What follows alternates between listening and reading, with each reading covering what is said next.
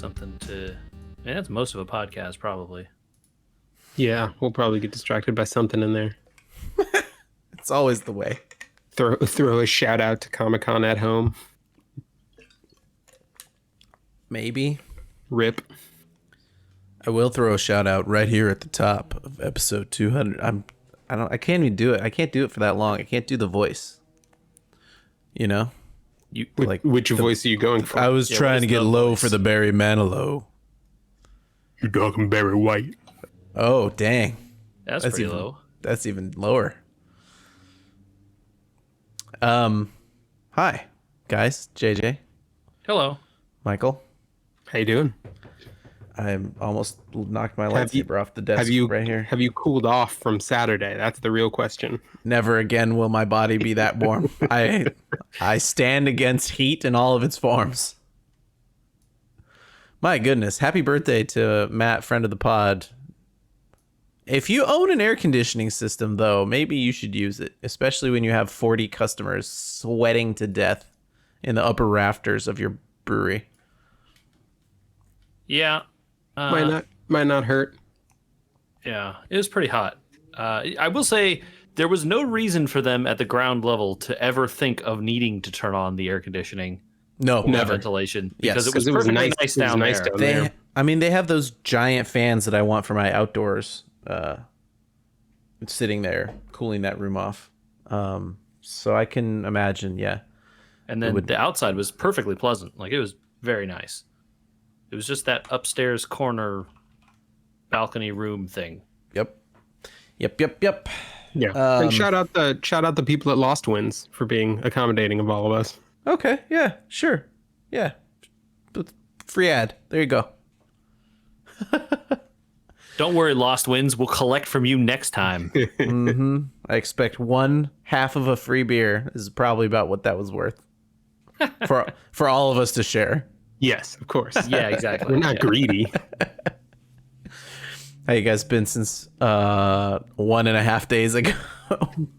That was nice. You know, I don't want to speak for people and their comfort level in the world. And obviously things are changing every single day. If you read the news about, well, we could talk about a lot of news, but the news about the Olympics and how that's not going well with the COVID stuff.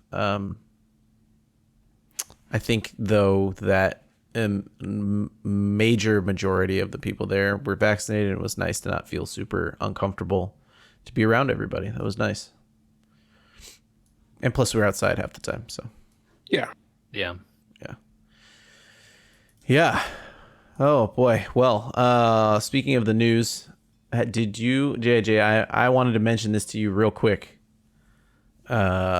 See that the Israeli NSO, some Israeli firm that's tied to the government but is also a private entity, has created a no-click hack on the iPhone. They will just send you a text message and they're in your phone. Sounds like a problem. Sounds like a problem. You're right. So apparently this is the reason that I wanted to bring this up on the podcast, because I think it's a fantastic name, not a fantastic reason to have come up with it. Apple has implemented new safeguards into the iPhone backend, and they've called them Blast Door. I mean, at least they spent enough time to get the marketing department involved before pushing the fix out, you know? Yeah. Really good of them to make sure to spend that extra time to give Oh, man. Come on. You got to admit, a blast. Furiously pounding on their keyboards to fix the problem. Well, the marketing department needed something to do while the coders were working. It's not like they do the same job. No, certainly not. That's why I'm saying it was nice of the coders to throw a bone to the marketing department instead of just pushing the fix and giving it to everyone. They were like, hey, marketing guys, we're working on this thing. You guys want to, do something over here while we're typing over here?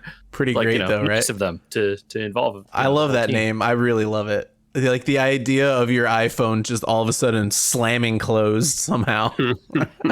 Did they say they actually now prevent this fix or this?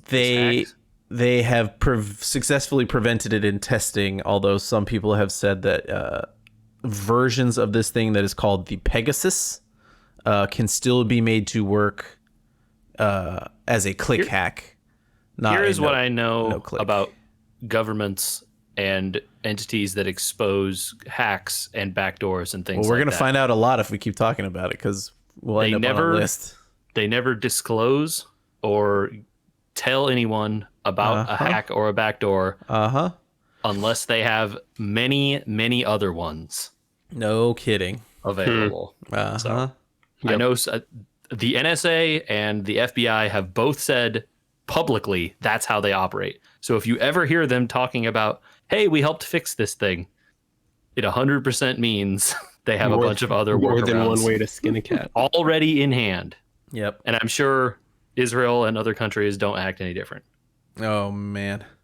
So yeah, it's fascinating. It was not a huge fix stuff. It was not a huge number of phones that came out in this article that had been implemented. There were something like 60 phones that they could actually track the malware through. And I liked this subtle dig in the article. It was like, we can't tell if they've been used on Android phones because their internal logging in an Android phone is not good enough. I mean, it's like, dang. Oh, okay. Also, like, why would you develop a hack that's intended for iPhones and then hope that it randomly works on Android phones too? Yeah. I don't think they run the same operating system. I don't think that's very likely to happen. Yeah, I guess variations or whatever, you know. Yeah, I guess, who knows? Yeah. Anyway. I do find it a little funny though, speaking of Israel, since we're talking about the news. Israel and Ben and Jerry's are fighting now. Y'all hear about this? And Unilever and a whole bunch of other people. It's not a small... I don't particularly want to weigh into international politics. Look, say whatever you want. I just think it's funny that the Prime Minister and Defense Minister of Israel are tweeting about how Ben and Jerry's, an ice cream company, are now somehow against their country. I think they sell ice cream, my man. It's not like... I think many people have a lot to say about the matter, but it is funny that the leaders of a nation care at all. Yeah, right. It's like, it's just an ice cream company. You don't need to like bring out your prime minister to tweet at the ice cream company. I feel like there's, other ways to conduct business. Yeah. I guess the parent company of Ben and Jerry's also sent out a message that was like, that's weird. Aren't you the parent company? I don't know. Yeah. Conglomerates. Okay. Anyway, sorry. Speaking of food and news, Michael. Senor. There's wing news. Yeah, so you guys might have heard about this, but apparently there is a wing shortage going on in the nation. Not in my freezer. What? You still have leftovers from our wing challenge? I have had 2 full meals where we have invited more people over to eat wings, and I still have more wings. Might have overbought. I'm not sad about it, to be honest. I mean, it's nice to be like, I want wings tonight, and I don't have to convince anyone to go out to eat. I can just make them. I love that feeling. Good place to be. Dude, you know what's good? Chicken wings. We should have those. Yeah. Oh, look, do it. They're right here. Just do it. Mm-hmm. So wait, Michael, is this like a critical supply shortage of chickens, or is this just like they were making other stuff instead? I haven't looked into exactly what the causes of it are, but I know that it is affecting several retailers. So you might have seen commercials from Wingstop lately that has changed their name, quote unquote, to Thigh Stop. I did see that. And they created a whole website, thighstop.com. Really? No way. Yep. Yeah, so they a couple of places are pivoting to cover the shortfall. So we went to order dinner the other night from BJ's, and I was in the mood for some wings, and I tried to order them on the online site, and it said these are not available at your location, but they did have buffalo thighs instead. Whoa, crazy! Yeah, buffalo thighs, like a straight up thigh meat buffalo wing. That's insane. Okay, so explain this to me, because I'm sure one of you two has read why this is happening. A chicken's a chicken. there are as many wings as there are thighs and breasts on a chicken. How is there not a shortage of just chicken in general if there's a chicken wing shortage? I have a feeling that it's demand. Just of the demand wing is higher. demand for the other cuts is not as high as wings. And so while there might be a shortage of chickens, there's still enough to cover what people normally buy of the other cuts. Huh. I mean, that would make sense, because otherwise, why would you? It is easier to eat like a lot of chicken wings, and if you count, the number of wings you've eaten into chickens, it's a lot more chickens that way than like chicken breasts, right? You have to eat a lot of chicken breasts to eat a whole chicken. By volume, you would eat. I mean, I can sometimes stretch a chicken breast per person over multiple nights, right? Like, it depends how big the chicken breast is, right? If you're cutting it up into something, you only need 1 to 2, depending on how many people. You know what I mean? Yeah. So totally, like stir fry is like 1 chicken breast. But I crushed like 15 wings when we were having our wing thing. So exactly, right. So that's like 7 chickens, right? And if you think about places that do buffalo wings, think of how many wings they must go through in a night compared to the other cuts. Okay, so I have a question. And all that is maybe the answer that boneless. The answer is boneless. Because boneless and like chicken strips, I bet, are not on the shortage, right? Because boneless is just chunks of like thigh meat or breast meat. Whatever. Breast meat usually. Yeah. And chicken strips are just breast meat. So, I think I would rather. I personally would rather have a boneless buffalo wing than I would rather have a buffalo thigh. No, I think I would still rather have the thigh, personally. I think I would want to try a buffalo thigh one time at least before I pass judgment here, because I've never had one. Thighstop.com. I mean, I guess, but I wasn't, I'm not running out. Thigh Stop needs to give us half of a thigh for their free advertising here. Yeah, please, come on. Again, we could share it.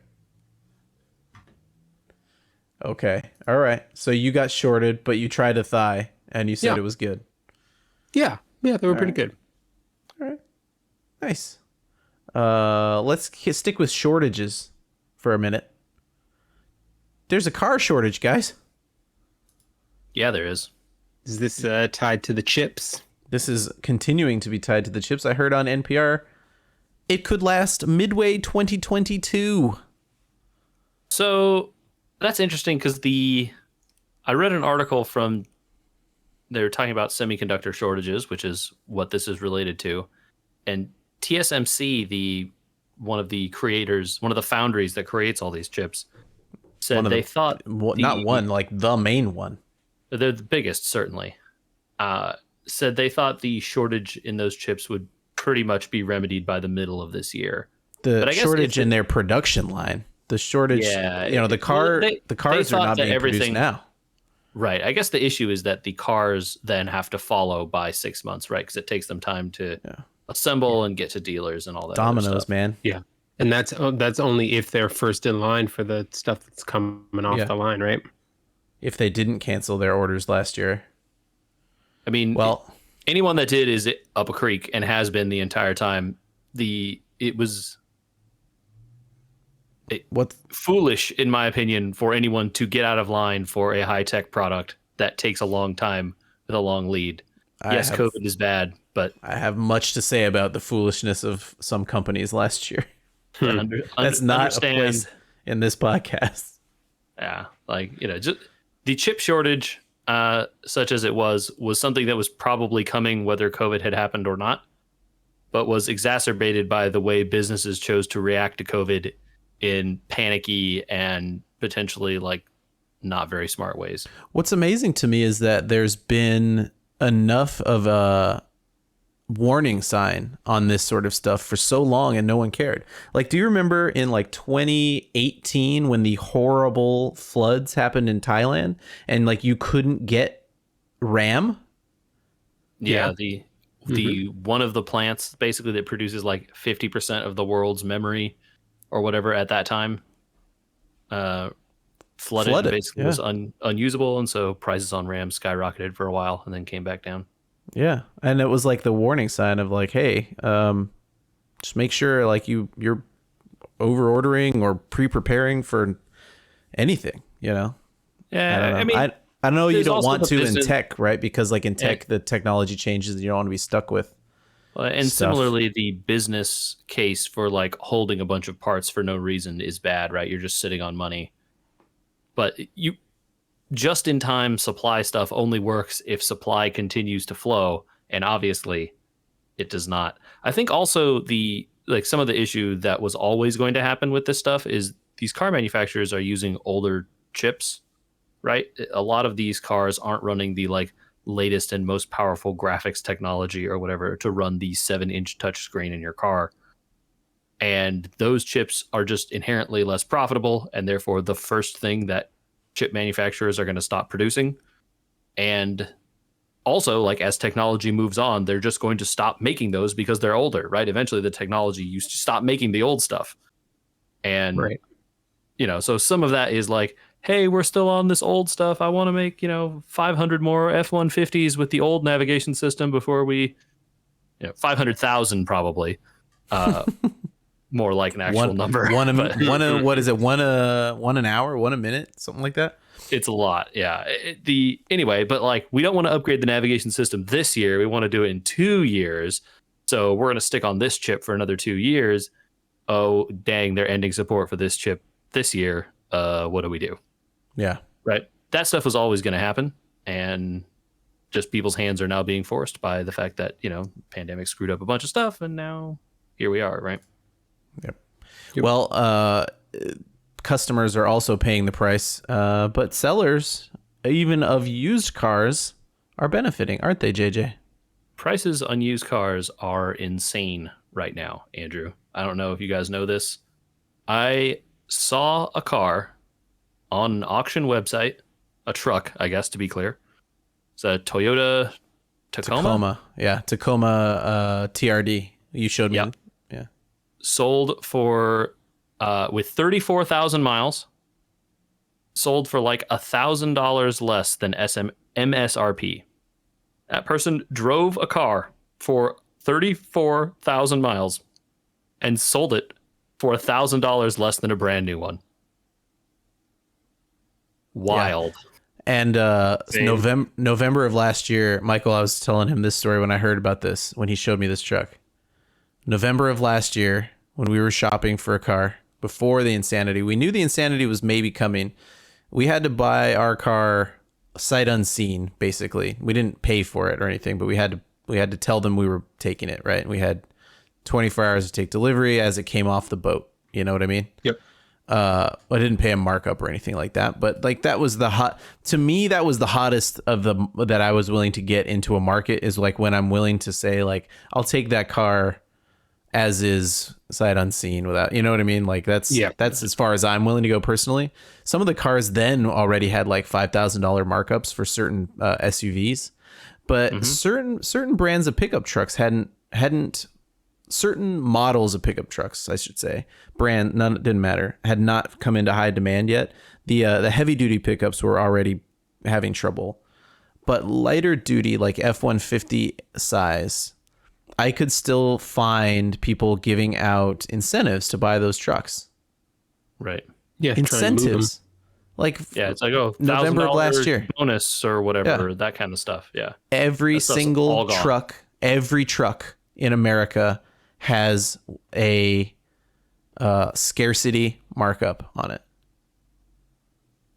it. New ones. And I mean, these days the used ones are feeling the effect of that as well. But yeah, it's insane. I've never seen a used car market so crazy. And we're on, I think the prices on used cars were even more crazy like a month or two ago than now. So it's starting to cool down a little, but prices are still way, way up from what they used to be. So what was it like to sell your car? Yeah, so we talked about buying a new car. I bought a new car a while ago on this podcast, but I hadn't gotten rid of the old one yet. And I had been working with a auction website on the internet. I will I will give them a plug after the transaction completes. Not that I don't think it will, just that I am, no, let's make sure the service works before we plug them. Don't scuff it. Yeah. Mm-hmm. I don't. We'll get to that later. Got it. Yeah. So it was an interesting time. This website was a lot. I mean, I guess it makes sense in retrospect, but I just didn't realize how exacting they would be about the kinds of photos that I would need to take and post of the car.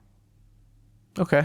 Which again, I mean, it does make. I mean, they offer like, hey, we will find a professional photographer in your area to take these photos. You know, if you give us whatever some fee, and you'll get 2 hours or whatever with the professional photographer, and they'll take every picture we ask for, and you'll be good to go, right? Sure. But I didn't want to do that, so I decided to do this stuff myself. But obviously, I did it completely wrong the first time, and they're just like, "LOL, no, get out of here. Go do this again. None of these are acceptable." That's not true. They said they would put them up like as the extra pictures like later in the gallery or whatever, but they needed good ones for the front page of the auction and stuff. Sure. So I had to go take pictures several times in order to get that to work. I did eventually come out with some nice ones. They've had a handy PDF photo guide of like, here's how and the kinds of here's how to take good pictures with your phone and the kinds of angles and stuff you should try to capture. Sure. I think I did all right eventually. But yeah, I did. I auctioned the car off on a website. That was pretty interesting. I opted to go for no reserve. Which is, like eBay, right? You can set a reserve price for your item, car in this instance, where essentially you say like, okay, if it doesn't cross this threshold, right, it won't sell.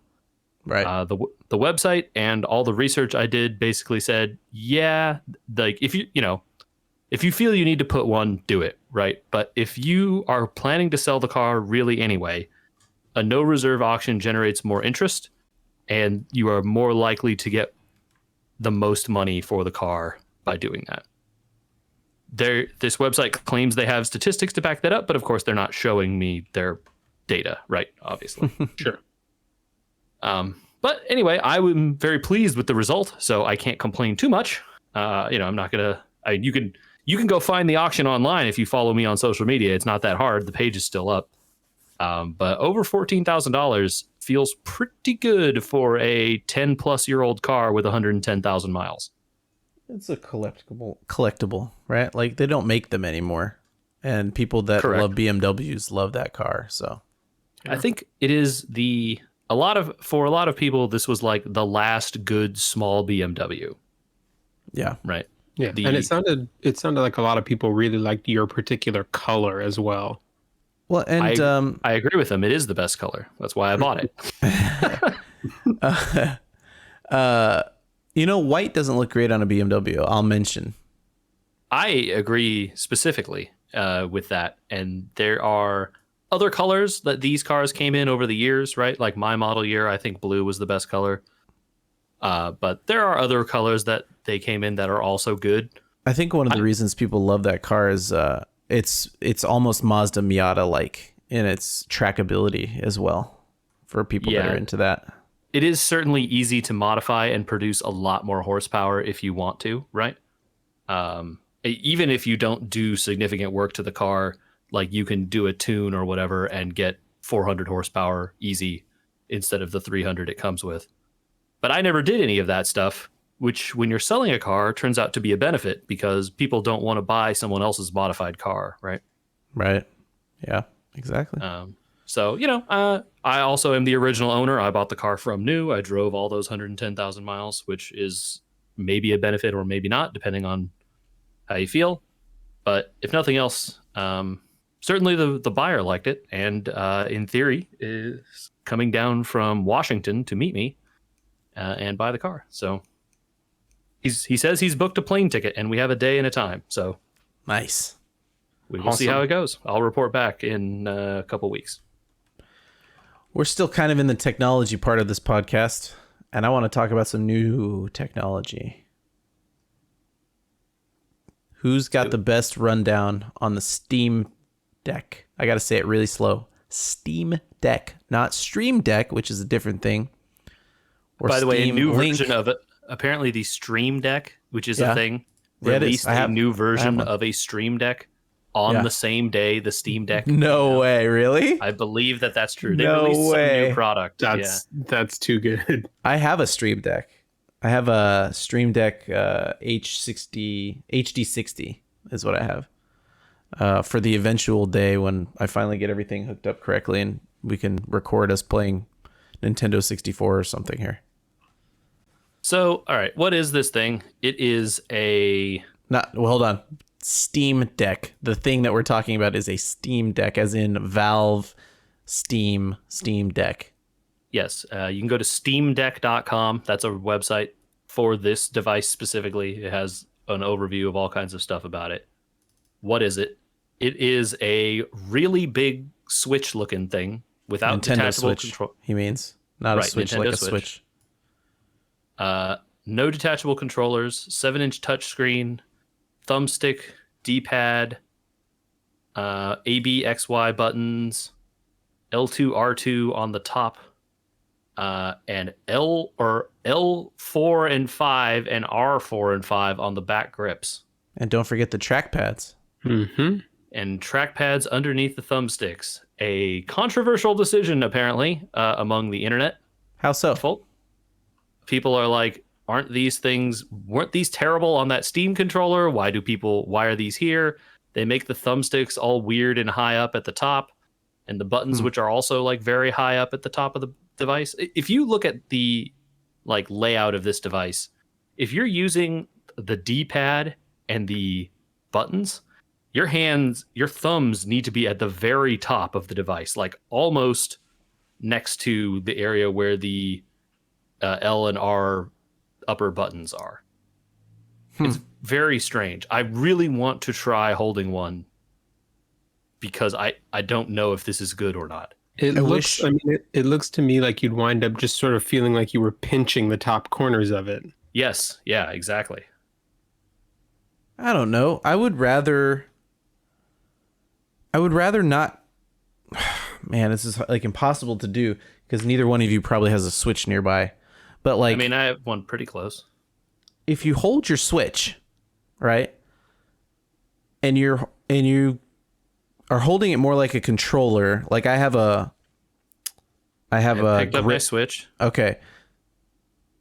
Try to put your thumbs on the thumbstick and then go to the buttons without moving your hands. What do you do with your thumbs? They have to like arch. Yeah, so they're like arched, and because that controller is so small, they're arched, and for me, a very painful pinching almost to get to the lower buttons. So let me tell you, this Steam Deck is way bigger than a Switch. I understand. Way bigger. But also that puts the things at the top. Instead of me moving my thumbs down, it just looks like you're moving them to the left and to the right. So yeah, they will be in. So they're very near to the edges, right, of the Steam Deck. But the grips and the like holding, the device is thicker overall. Yeah. And it looks like it has grips. And it has grips on the back, right? So your hands aren't going to be pinching the top. So it's not likely that they will be pinching the top. But it does seem like you would need to get your hands pretty close to the edge of the thing, which I think is kind of weird because now your thumbs are like almost up alongside your index finger. Or at least how I imagine it. This is why I want to try it. I don't know. I keep saying in my head, I'm sure someone tested this, but we've seen so many like somebody tested the Switch, right? and no one said this is really uncomfortable. Yeah. Or all the people that tested it were like, this is fine. And then they brought it overseas and were like, oh no, people's hands are bigger in other countries. What were you saying, Michael?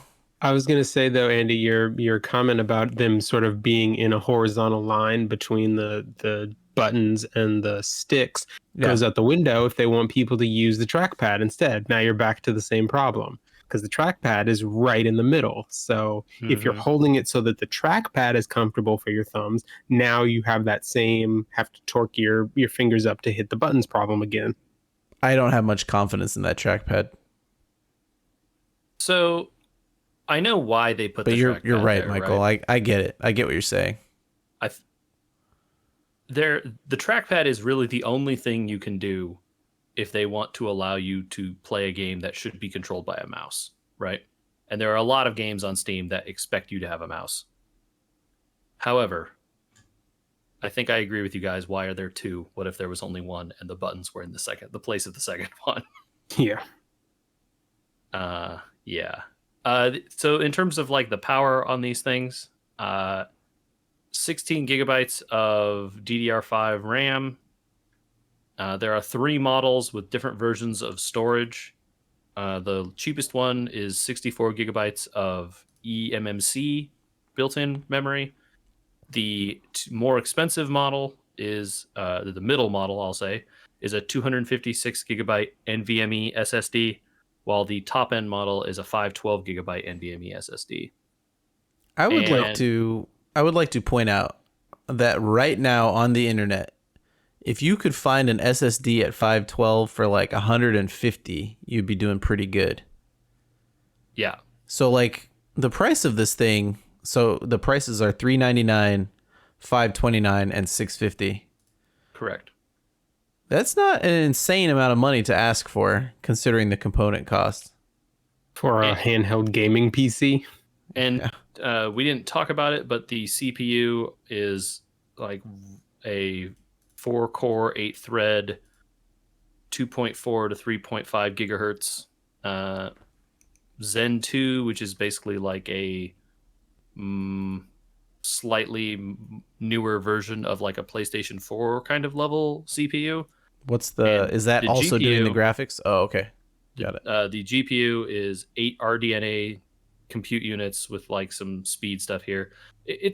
This is roughly equivalently powerful to like very roughly equivalent to a PlayStation 4 type thing. Yeah, we'll see how roughly equivalent it is when it has to run off of battery power for 7 hours or whatever they want it to do. Yeah, obviously I don't know what the battery life is like. I don't think they've said at all. The screen is 1280 by 800, which is a 16 by 10 aspect ratio. Hilarious. I love that people called it. I love that people called it the upgraded Switch, and it's like, wait a minute, the screen resolution's almost exactly the same. Yeah, it's only a little higher than the Switch, right? Switch is 720p. Yeah, because it's 16 by 9. It's way bigger though, right? It's a 7-inch screen. But the OLED screen on the new Switch is 7-inch. Okay, does it do 60 hertz? I don't know if it does or not. I guess don't think so. Switch probably can, just none of the games can run at 60 hertz. Yeah, right. especially handheld. Yeah. Yeah, it's got USB-C, headphone jack. Supposedly there'll be a dock, and you can computerize this thing. Yeah, so that's the other thing, right? There is a dock, you can plug it in, and yeah, USB-C with DisplayPort 1.4 mode. You can do up to 8K 60, 4K 120. Never gonna happen. Which, yeah, I mean, you're running a text editor at that point. Yeah. But interesting. And it comes out of the box running SteamOS 3.0, which is Linux. And Valve say they will have done work to make every game in your Steam library work on this Linux device. Challenge accepted from the developers. Did anybody else have a Steam Link? I never ended up getting one. I wanted one for a while and then eventually just decided I don't need to do this.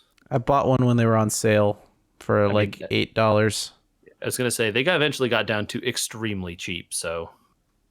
It was worth the $8 I paid for it and not a penny more. Yeah, it does 1080p, right? And that's like kind of it. And that controller... Not well regarded, I think. There are some people who definitely love them, but yeah, I think generally not well regarded. How confident are we in this thing being successful? I see a lot of people on the internet thirsting for this. Yes. Is great. I think the timing is really good for them, given that there were a lot of people who wanted a much more powerful Switch, and the announcement that Nintendo actually made left them wanting. And then into the vacuum of that, here's Steam. Hey, here's the device you guys really wanted the Switch to be. And it plays all the games you have on Steam. I think it was a pretty masterful stroke, really, of saying, hey, by the way, here's this thing. It's that really more powerful, because the form factor, when you just see it, sure does look like a Switch. Like almost shockingly so. Except with the big handle grips on the side. If you're looking at it straight from the front, and in fact, I feel like they're throwing a bit of shade at Nintendo here. They have under their like hardware page, there's a whole button, there's a whole like page for thumbsticks, where they just show it moving, built in. Here's how the thumbstick works. It's just like a nice picture of a rotating thumbstick, just sort of being like, oh yeah, these are like very precise, capacitive touch sensors, high quality thumbsticks. You know what they probably don't do? Out here telling you, yeah, probably don't drift, right? That's what they're like basically saying with this picture. And the rear grip, they call them grip buttons, but these are the rear touch triggers buttons that Andrew has been extremely fond of. Triggers. Everyone should have triggers, even if they're not remappable, even if they're set to something.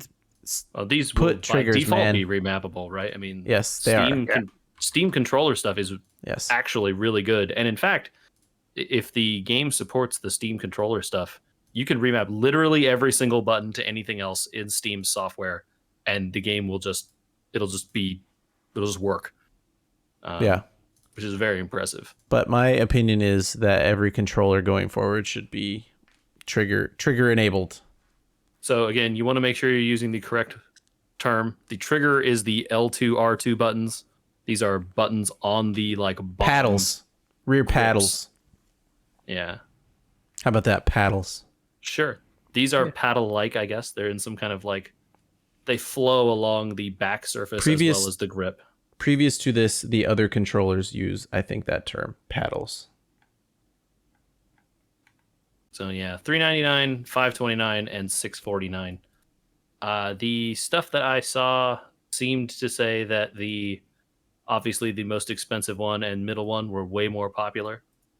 Well, I think if you're going to drop, you might as well go for something with NVMe. It is expandable, so I would understand somebody buying 256. And they have all of the versions do have a card slot for SD cards. So if you want to have more storage in there, you can. Given my experience with Call of Duty now, I may never get something as small as 250 or 512 ever again on my computer.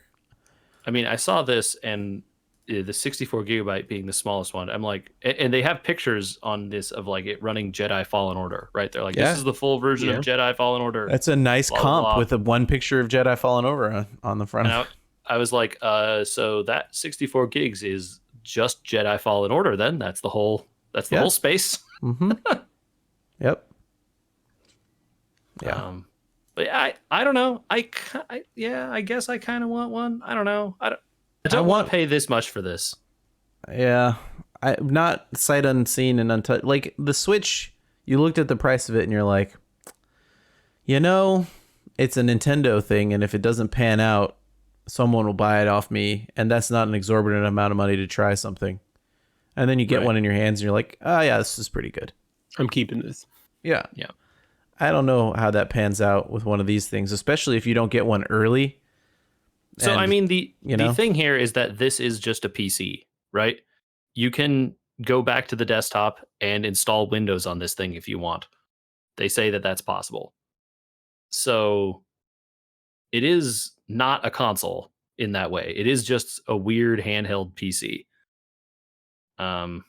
Which, okay. But into that. Certainly, I think if I really wanted to play, let's say, a bunch of JRPGs or turn-based games and stuff like that, and it ran well on this thing, this would be a perfect console for that stuff, right? I'm not even that much concerned about the form factor as much as the will it run well question. Yeah. And I think the thing is like, will it run well? Is the answer is like, yeah, on like medium or low settings, maybe, sure. Yeah, it's only an 800. It's only an 800 resolution screen, so kind of right. So you get a bunch of bonus out of that, right? So if you're only having to render, 800 or 1280 by 800, or you letterbox it to 720, right? Because it's 16 by 10, that's weird. That's weird because it's the 16 by 10 means that if the games don't support arbitrary like resolution scaling or whatever, you're going to get letterboxing a lot, which is kind of not great.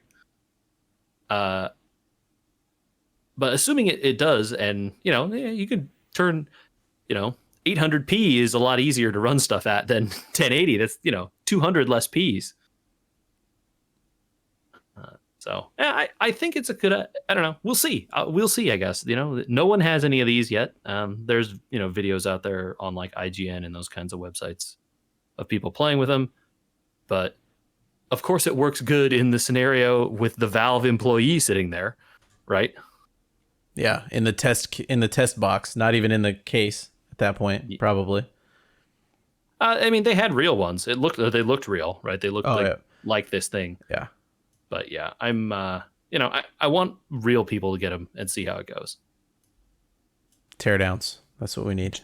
Do we want to talk about their reservation system? Do you guys care about that? Yeah, I read a little bit about it. Did it, or maybe no? Does it just not move the needle? I mean, so you put down. I think what I saw was you put down $5.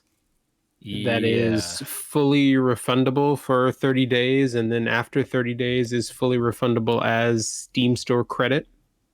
So in order to buy one, you had to place a $5 purchase, which then would be applied to the cost of the thing, in order to get in line to get one.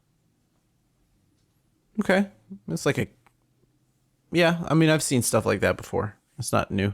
This is this is how we are going to attempt to deter scalpers thing. You can only buy one per Steam account, which is, you would go, oh, well, you just make 100 Steam accounts. Okay.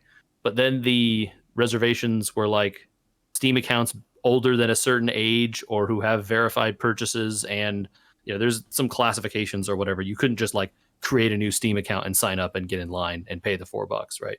Wow.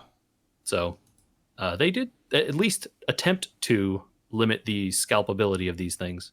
Yeah. Are people already trying to scalp them? Oh, they are, right? Yeah. Yeah. The website right now, if I go here to click reserve, says the expected order availability for one is Q2 2022 now. Yeah. So they're supply limited here as well. I am surprised to see people trying to scalp these on eBay.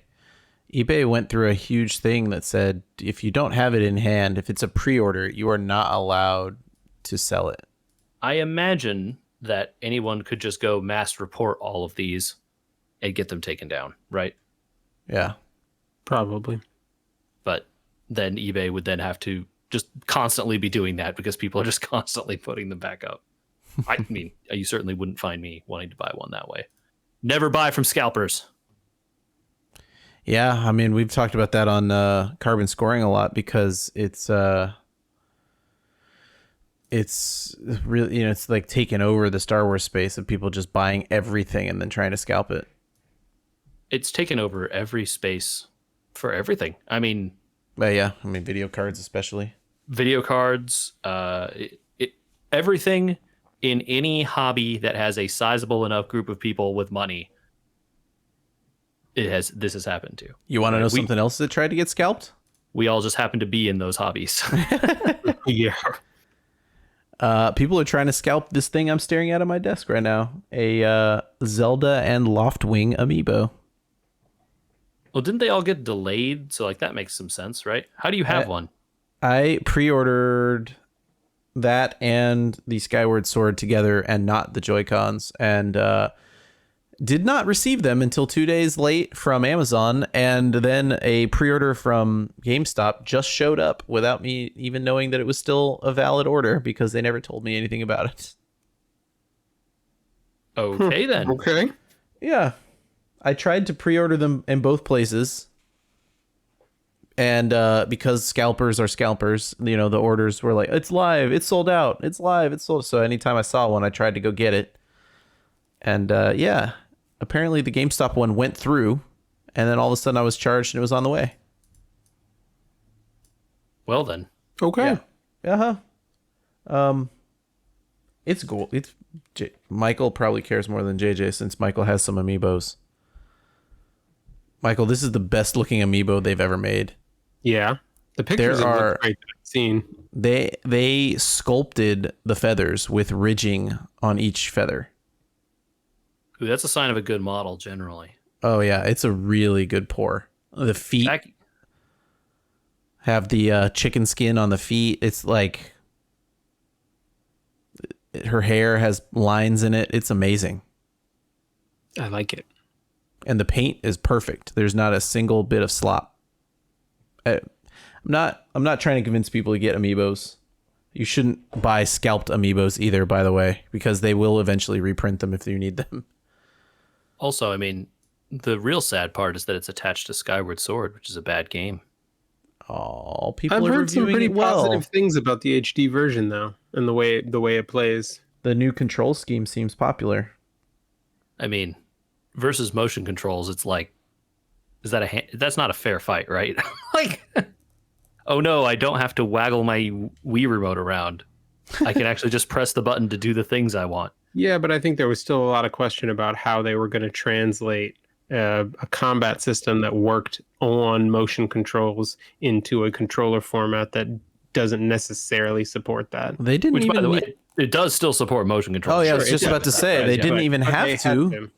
They didn't have to because the thing is on a system with motion control. So sure, yeah. Unless you're playing with the Switch Lite, right? Does the Switch Lite have motion controls? Good point. No, Good point. No, it does not. So yeah, they had to make provision for people to be able to play it without access to motion control. Yeah. So wow. I think that people are generally happy with the control scheme. I think the thing that people are unhappy with is that the game is not as good. It's just Legend of Zelda Skyward Sword is just not a good Zelda game. That's the problem. Can't fix that, right? I have not able to review it yet because I never played it. I never actually got very far into it because I got so fed up with the controls. I think it's the only one I never played. I also have never played it because I read a bunch of reviews at the time and they were like, man, I hate this game. It's like apparently very long. They make you repeat dungeons a bunch of times and everyone complained about the motion controls. But they removed one of those three problems. That still leaves two glaringly big problems. They made efforts to streamline the game too. Yeah. So anyway, I'm not interested, I don't think. But I think it is cool, at least, that they did the work. Certainly better than stranding this console on the Wii forever, where no one was ever going to play it again. Yeah. You guys want to talk about controllers since we're talking about controls? One day we will have a podcast where we don't talk about controllers, but not today. What are we talking about, Andrew? Today. Guys? Yes. The Xbox Elite 2 controller. You know when like you got, and anybody that's listening, transpose this to whatever gender you want. But like, you know when you had your first girlfriend and you were like, this is really cool, but you got really embarrassed about it anytime anybody asked, you know? That was like, I think how I felt about the Scuff. The Elite 2 is maybe like, I've met a woman and we're getting married. The long search is over. Found the one. My God. What a controller. It's amazing. I don't know how to describe. Every inch of it feels like they took. Now, to be fair to the Scuff that I'm using, it's 4 years old, and the Elite 2 is not even a year old, I don't think. They took every inch of that. It's new. It's relatively new. Yeah. They took every inch of that thing and they thought it over and they said, well, how can we do that better than that? how can we do that better than that? How can we, and every single thing, right? So like, if you look at the paddle layout of us, any Scuf actually, the middle buttons, there's 4 buttons and they put them in a line. And so like only 2 of them are usable for me, the way I hold the controller. So I only ever use 2. Well, these, I can use all 4. They're lined up in such a way that your fingers are literally on top of them the way that you normally hold a controller. So there's no like weird movement of your fingers to get to the paddles. I don't know why that ended up the way that it did on a Scuf. Somebody that owns a Scuf can tell me why, and I'll forgive them. But like, wow, the trigger stops are way more effective, and the triggers feel like the tension is so much better. You can auto adjust the tension on the thumbsticks. I have it on the loosest, and it's still way too, like, not way too tight, but like much tighter than you would expect in terms of tension. So something I read about thumbsticks, generally the tighter ones are less prone to drifting. Okay. And that so I was reading about joystick drift because I saw that Steam Deck taunt essentially. Mm-hmm. And then continued reading about it in general, and like the more premium expensive thumbsticks are more resistive, so they give you a tighter feeling. Mm-hmm. And because of that resistance, they are less prone to losing their tracking and centering and stuff, and which causes drift eventually. And like they say, all thumbsticks over time will eventually start drifting if you use them a lot. But, you know, it's a question of like how long it takes. Does it take, 100 hours, 1,000 hours, 10,000 hours, 1,000,000 hours, depending on, the kinds of stuff that you're doing, right? It's like, yes, eventually it will, but you will have died and your hands will have fallen off before it matters. You can bequeath this controller to your children's children's children. Right. It has that weight to it. It's a very heavy controller. I don't know if you guys will like it in so much as that. I picked up that Nintendo 64 controller that I bought also. And this next to each other. I almost threw the Nintendo 64 controller through the ceiling. It was so light after I picked up the Xbox Elite one. Hulk trying to lift something but doesn't know his strength and just chucks it up into the roof. It's ludicrous how light old controllers are compared to this thing. It just like the Scuf, everything's interchangeable, so you can change out the thumbsticks for the long ones or the domed ones or the ones without ridging or ones with ridging. They have a weird D-pad that I'm not sure that I'm going to use. I went back to the normal 4-button one, but they have one that it allows you to roll the D-pad much more effectively if you want that. It's probably good for like fighting games, maybe, because you got to do those Dragon Punch kind of motions. Yeah. Although, Dragon Punch might be harder with a rolled one, but maybe like quarter circles and stuff would be easier. I think the trigger stop pull is less than 3 millimeters. For the is that R what is that, R1? Yeah, I think it's R1. So is that a lot or a little? It's very small. It's like if you just barely breathe on it, it's already stopped the trigger. It's amazing. Got it. Yeah. And so I used it on Celeste. How's that going? I remapped A and B to the back buttons. And relearning was a difficult process. I can imagine. Once you build that muscle memory, man, you don't want to screw with it. Good on you for going through it, though. Yeah. Not that you need both, because you could just leave your thumb on A and only use B on the back, but it definitely makes it faster than moving your thumb between A and B. That game is a lot of jump dash, jump dash, jump dash, jump dash. So being able to jump and dash basically at the same time because you're using the paddles is pretty cool. I did eventually get close to having a blister playing that game at some point. Yeah. But my initial review is it's much quicker than the Scuf in terms of the response time on some of these buttons. Okay. Yeah. I want to come over and hold it and see how it feels sometime. I think I'll keep the Scuf around because it works with the PS4. So whenever that happens, I'll have all of them here for you to try, and you could go through and feel the feel. You know what I mean? Yeah, because obviously it should be pointed out, this is the Xbox Elite controller. Xbox Elite, which means it's only going to work on an Xbox or not going to work on a PS4, right? Yeah. It has, I mean, I can plug it into the PC and work it wired. I could work it wireless if I wanted to. I probably will never do that. It's got an expansion port, a headphone jack. It's got interchangeable buttons. It charges wirelessly or wired. It's got 3 profiles that you can save in it, in addition to a default profile. Oh, nice for hot swapping games. You can literally just hot swap games and press a button on the front, and it'll show you with LEDs what profile you're on. And then you can go into their software, which is not well reviewed, by the way. I'll say that up front. It worked perfectly for me, but some people have bricked their controllers with it somehow. There's too many different kinds of PCs, right? Yeah. It's very hard to make stuff that works great all the time. Yep. So yeah. So you can go in there and you can set up the profiles in there instead of doing it through the controller. You can remap buttons just entirely. You can save 200 profiles. So if you want to like delist one of your profiles because you're not playing that game anymore, but keep it, you just move it to a different category. It's a heavy piece of hardware, you guys. I thought the SCUF was impressive, and I think it still is.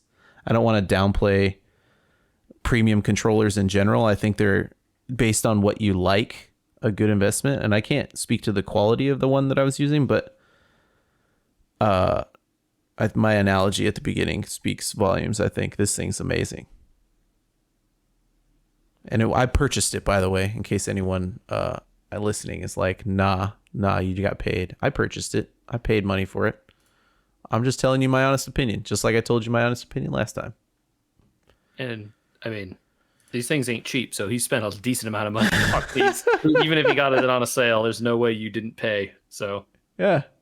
Now, if anyone out there wants to pay us, sure, send another Elite. Please direct your offers. Yeah, send Elites for those guys. They'll corroborate.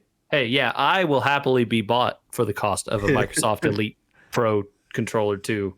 Just send that to me, and I will happily spout whatever nonsense you want. Yeah. And this is how we get in trouble with FCC. Is that a thing? No. I'll say hashtag ad before it. So we'll hashtag ad. Now we're not in trouble. Even though it wasn't an ad, very clearly. None of this was an ad, so there's nothing to say. But like, that's true. If they do send me one, I will happily say that in order to not be sued or whatever. Speaking of criminals, Michael. Yeah, I have to report a food criminal. Oh, is this someone we know? Section?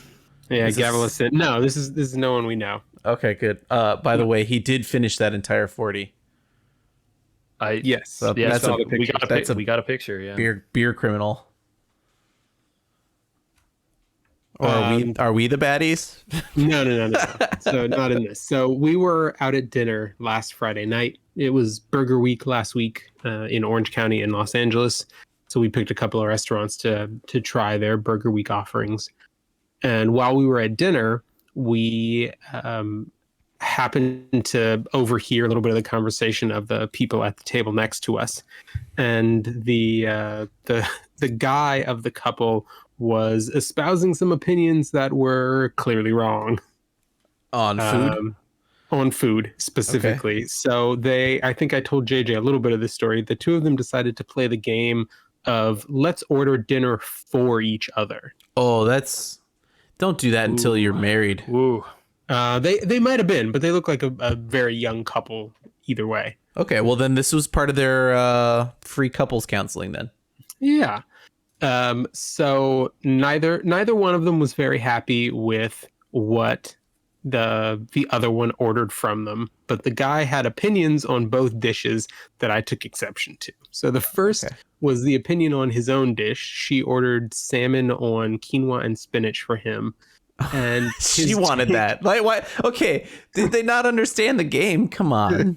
Wait, it gets better. Wait until you hear what he ordered. But God. his take on the salmon was, I don't understand why you would ever order salmon at a restaurant. It's exactly the same as the salmon that you could get at the grocery store or at Costco. It doesn't taste any different. It's a waste.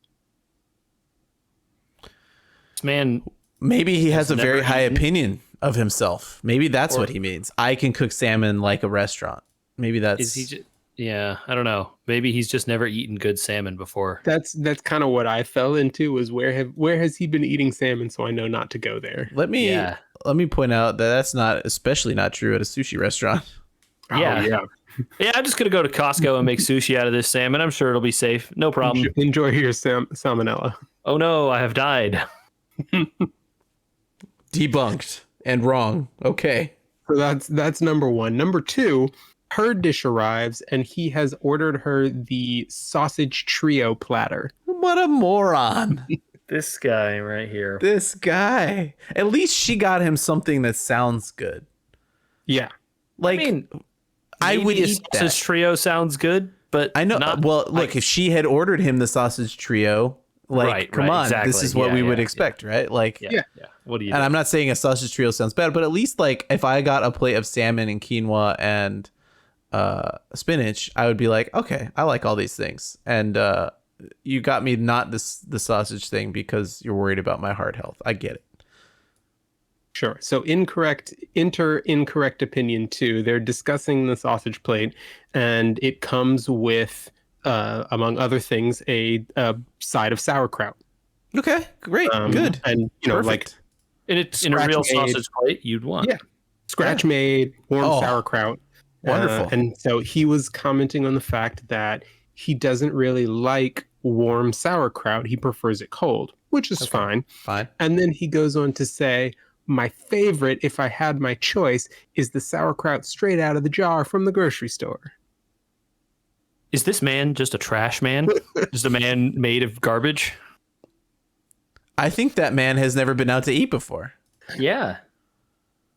Does he just like shop exclusively at Costco and then from what grocery store? Else? Like, what are we talking about here? Does he only shop at like Gelson's? Like, I love the Gelson's one straight out of the jar. Or are we talking like Kroger? Maybe he lives over a German deli. And yeah. He does his there you go. There you go.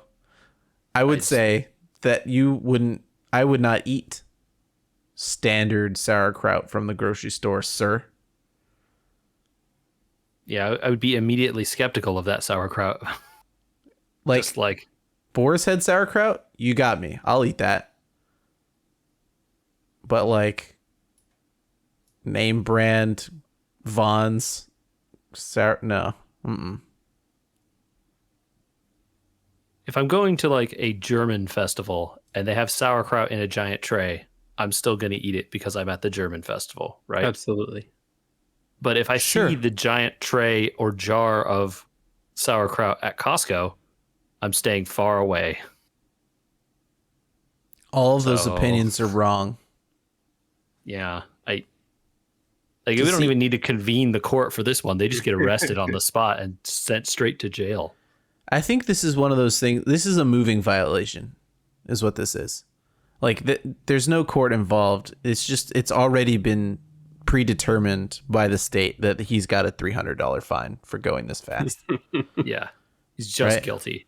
Just either go to traffic school or pay the fine because you're wrong.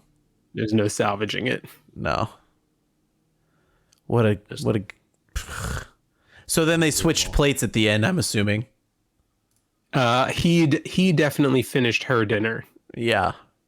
Yeah. And then he was very quick on the spot with the placing of their dessert order. So there was clearly not going to be any more of the game being played.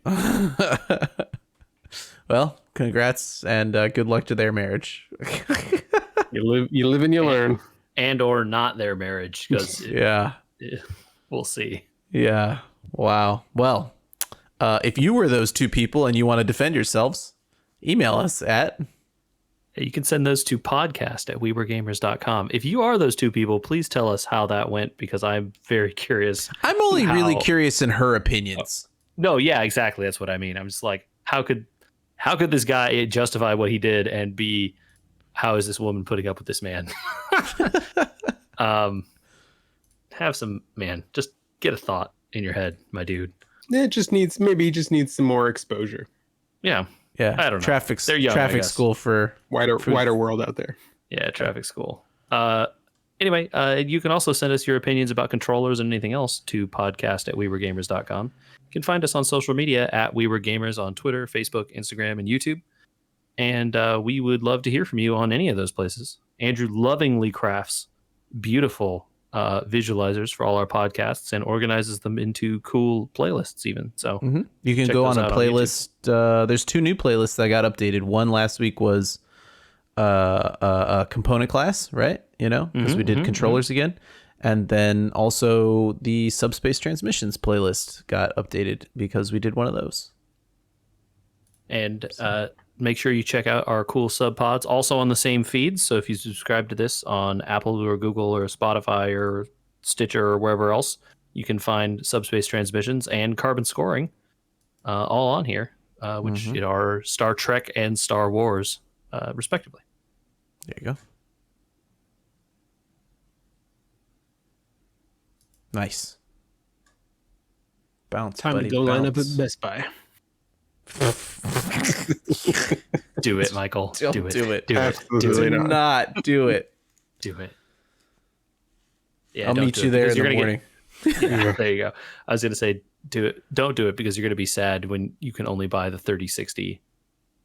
Or I'm the 31st person in line and they only have 30 of them. Yeah. Don't do it.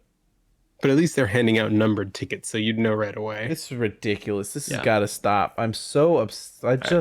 I'm out. Later, guys. All right, later. Take it easy. Oh, you know what? I should shout out while I'm still, because I haven't hit the stop button. I was on an episode of Tangential Giants talking about Heroes, the TV show. I don't know when that comes out, but I'm going to shout them out anyway because I don't know when it's going to come out, but I can remember it this time.